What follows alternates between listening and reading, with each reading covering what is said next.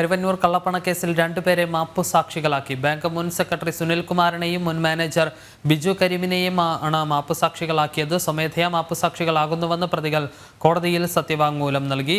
ജിജീഷ് കരുണാകരൻ ചേരുന്നു വിശദാംശങ്ങളുമായി. ജിജീഷ, രണ്ട് പ്രതികളാണ് ഇപ്പോൾ മാപ്പുസാക്ഷികളാകുന്നു എന്ന് കോടതിയെ സ്വമേധയാ അറിയിച്ചിട്ടുള്ളത്. ഇത് ഇഡിക്കും ഏറ്റവും പ്രധാനപ്പെട്ട അന്വേഷണത്തിൽ ഏറ്റവും പ്രധാനപ്പെട്ട ഒരു ഘടകമായി മാറുകയില്ലേ?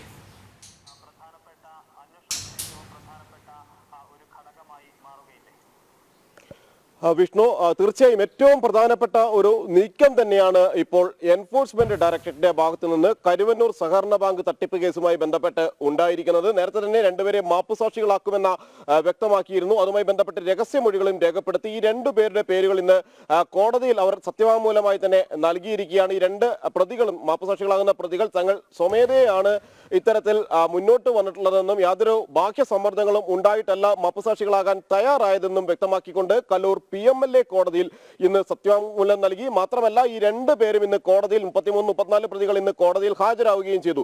ബിജു കരീമും ഒപ്പം തന്നെ സുനിൽകുമാറും. 33-ാം പ്രതി TR സുനിൽകുമാർ ബാങ്കിന്റെ മുൻ സെക്രട്ടറിയാണ്. 34-ാം പ്രതി ബിജു കരീം ബാങ്കിന്റെ മുൻ മാനേജറാണ്. ഈ രണ്ടു പേരെയാണ് മാപ്പുസാക്ഷികളാക്കുന്നത്. ഇരുവരെയും സംബന്ധിച്ചിടത്തോളം കേസിൽ മറ്റു പ്രധാനപ്പെട്ട പ്രതികളുടെ പങ്കാളിത്തം ഏറ്റവും വ്യക്തമായി അറിയാവുന്ന ആളുകളാണ്. എന്നാൽ തട്ടിപ്പിനെ സംബന്ധിച്ചിടത്തോളം തട്ടിപ്പിന്റെ പങ്ക് വളരെ കുറച്ചു മാത്രം കൈപ്പറ്റിയ ആളുകളുമാണ് ഇവർ. ഈ നിലയിലാണ് ഈ രണ്ടുപേരെയും മാപ്പുസാക്ഷികളാക്കാൻ എൻഫോഴ്സ്മെന്റ് ഡയറക്ടറേറ്റ് തീരുമാനമെടുത്തത്. നേരത്തെ തന്നെ, കാരണം ഈ മറ്റു പ്രതികൾക്കെതിരെ കേസ് ബലപ്പെടുത്താൻ കഴിയുന്ന നിർണായകമായ വിവരങ്ങൾ നൽകാൻ കഴിയുന്ന ആളുകളായിരുന്നു ഇവർ നൽകിയ മൊഴികൾ സുപ്രധാനവുമായിരുന്നു. പ്രത്യേകിച്ച് മുഖ്യപ്രതിയായിട്ടുള്ള P സതീഷ് കുമാർ, PR അരവിന്ദാക്ഷൻ കേസിൽ കേസിൽ ഇടപെടലുകൾ നടത്തിയിട്ടുള്ള ചില രാഷ്ട്രീയ ഉന്നതർ എന്നിവരെ സംബന്ധിച്ചുള്ള സുപ്രധാനമായ വിവരങ്ങൾ പലതും എൻഫോഴ്സ്മെന്റ് ഡയറക്ടറേറ്റിന് മുന്നിൽ ഇവർ പങ്കുവച്ചിരുന്നു. ചോദ്യം ചെയ്യലിൽ വ്യക്തമാക്കുകയും ചെയ്തു. ഈ ഒരു സാഹചര്യത്തിലാണ് ഈ രണ്ടുപേരെ മാപ്പുസാക്ഷികളാക്കിക്കൊണ്ട് മുന്നോട്ട് പോകുന്നത്.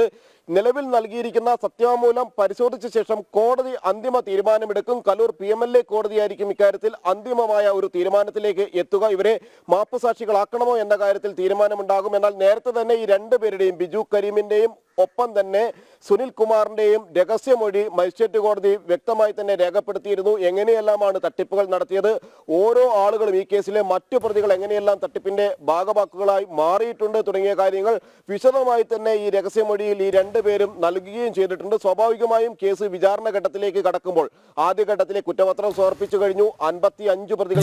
അത് തന്നെയാണ് ഈ ബാങ്ക് മുൻ സെക്രട്ടറി സുനിൽ കുമാറും മുൻ മാനേജർ ബിജു കരീമുമാണ് ഈ മാപ്പുസാക്ഷികളായിട്ടുള്ളത്. അതിനാൽ തന്നെ ഇവർ നിർണായകമായ വിവരങ്ങൾ അന്വേഷണ സംഘത്തിന് നൽകിയിട്ടുണ്ട് എന്ന് തന്നെയല്ലേ ഈ ഘട്ടത്തിൽ മനസ്സിലാക്കാൻ സാധിക്കുക. കാരണം ഇവർ സെക്രട്ടറിയും അല്ലെങ്കിൽ ബാങ്കിന്റെ ഭരണസമിതിയിൽ ഇരുന്ന കാലത്താണ് ഈ തട്ടിപ്പുകൾ ഏറെയും നടന്നിട്ടുള്ളത് എന്നതാണ് ഇതിൽ ഏറ്റവും പ്രധാനപ്പെട്ട കാര്യം. അതിനാൽ തന്നെ CPMന്റെ ഉന്നതനിലേക്ക് വഴിവെക്കാവുന്ന തെളിവുകൾ ഇവർക്ക് നൽകാൻ സാധിക്കില്ലേ?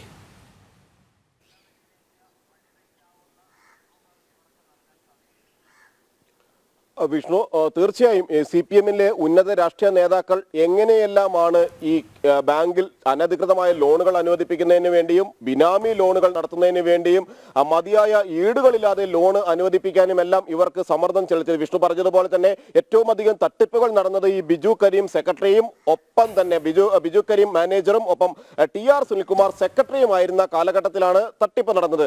അതുകൊണ്ട് തന്നെ ഈ ഒരു സമയത്ത് നടത്തിയിട്ടുള്ള വിവിധ ആളുകൾ ഈ ബാങ്കിൽ നടത്തിയിട്ടുള്ള ഇടപെടലുകൾ എന്നിവയെ സംബന്ധിച്ച് കൃത്യമായി തന്നെയുള്ള വിവരങ്ങൾ നൽകാൻ കഴിയുന്ന ആളുകളാണ് ഈ രണ്ട് മാപ്പുസാക്ഷികളും. കേസ് വിചാരണ ഘട്ടത്തിലേക്ക് നീങ്ങുമ്പോൾ ഇവർ നൽകുന്ന ഈ മാപ്പുസാക്ഷികൾ നൽകുന്ന മൊഴികൾ, കോടതിയിൽ നേരിട്ട് നൽകുന്ന മൊഴികൾ, ഓരോരുത്തരുടെയും പങ്കാളിത്തം വ്യക്തമാക്കിക്കൊണ്ട് നൽകുന്ന മൊഴികളും ഇവർ മജിസ്ട്രേറ്റ് കോടതിയിൽ ഏതാനും ദിവസങ്ങൾക്ക് മുമ്പ് നൽകിയിട്ടുള്ള രഹസ്യമൊഴിയും എല്ലാം സുപ്രധാനമാകും.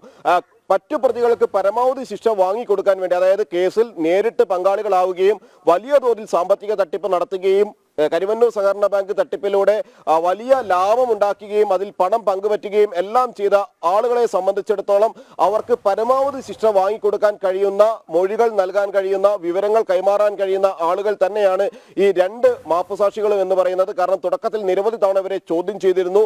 ബിജു കരീമിനെയും TR സുനിൽകുമാറിനെയും എല്ലാം നിരവധി തവണ കൊച്ചി ED ഓഫീസിൽ വിളിച്ചു വരുത്തി ചോദ്യം ചെയ്തു. എന്നാൽ ഇവരുടെ അറസ്റ്റിലേക്ക് ED കടന്നിരുന്നില്ല. തന്ത്രപരമായ നീക്കങ്ങൾ തന്നെയായിരുന്നു EDയുടെ ഭാഗത്തു നിന്ന് ഉണ്ടായത്. കാരണം രണ്ട് പ്രധാനപ്പെട്ട പ്രതികൾ അല്ലെങ്കിൽ ഇതുമായി ബന്ധപ്പെട്ട പങ്കാളിത്തമുള്ളവർ മാപ്പുസാക്ഷികളായെങ്കിൽ മാത്രമാണ് ഈ കേസിന് കൂടുതൽ ബലമേകുകയുള്ളൂ. മാപ്പുസാക്ഷികളിലൂടെയാണ് കേസ് പ്രധാനമായും മുന്നോട്ട് പോകാൻ കഴിയുക.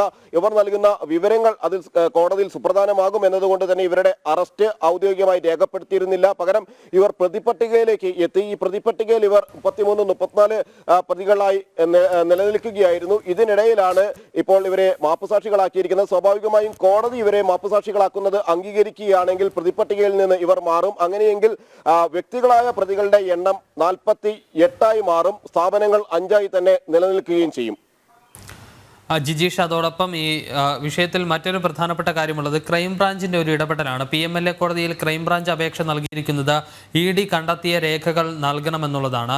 അതായത് സർക്കാരിന്റെ ഒരു ഇടപെടൽ ഇതിൽ വ്യക്തമാണ്. ഏതൊക്കെ തരത്തിലുള്ള തെളിവുകളാണ് അന്വേഷണ സംഘത്തിന് EDക്ക് ലഭിച്ചിട്ടുള്ളത് എന്ന് കണ്ടെത്തുക എന്നുള്ളത് തന്നെയല്ലേ ഈ ക്രൈംബ്രാഞ്ചിന്റെ ഇടപെടലിലൂടെ മനസ്സിലാക്കാൻ സാധിക്കുന്നത്?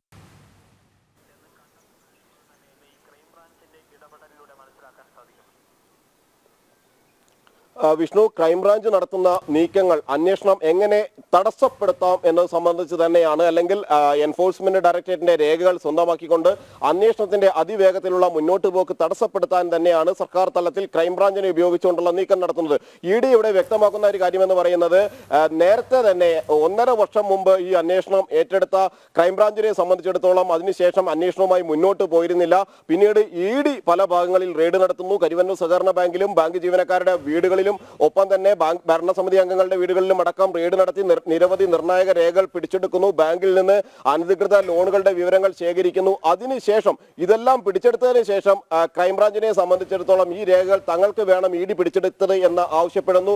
മഹസർ തയ്യാറാക്കിയല്ല ഈ രേഖകളൊന്നും കൊണ്ടുപോയത് എന്ന കാര്യം ചൂണ്ടിക്കാണിക്കുന്നു. അങ്ങനെ പിടിച്ചെടുത്ത രേഖകളെല്ലാം തങ്ങളുടെ കൈവശത്തിലേക്ക് എത്തിക്കാനുള്ള നീക്കങ്ങളാണ് ക്രൈംബ്രാഞ്ചിനെ സംബന്ധിച്ചിടത്തോളം നടക്കുന്നത്.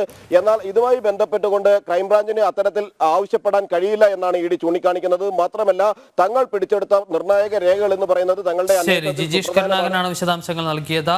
ബാങ്ക് മുൻ സെക്രട്ടറി മുൻ മാനേജരും മാപ്പുസാക്ഷികളായിരിക്കുകയാണ്.